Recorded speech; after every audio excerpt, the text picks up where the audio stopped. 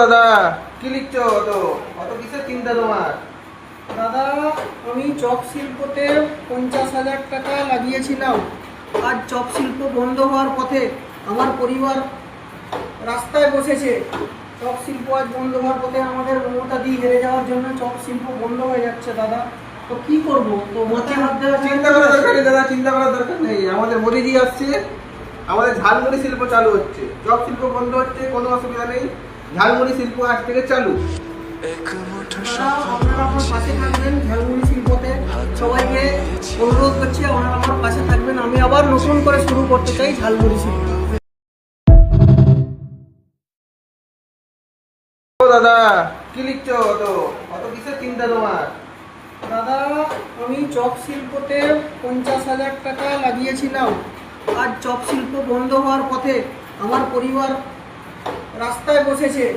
Chop শিল্প আজ বন্ধ হওয়ার পথে আমাদের মমতা দি হেরে যাওয়ার জন্য চপ শিল্প বন্ধ হয়ে যাচ্ছে দাদা।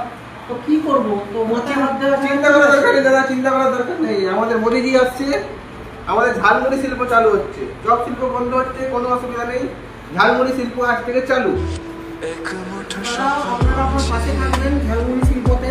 সবাইকে অনুরোধ করছি আপনারা আমার পাশে থাকবেন। আমি আবার নতুন করে শুরু করতে চাই ঝালমুড়ি শিল্প।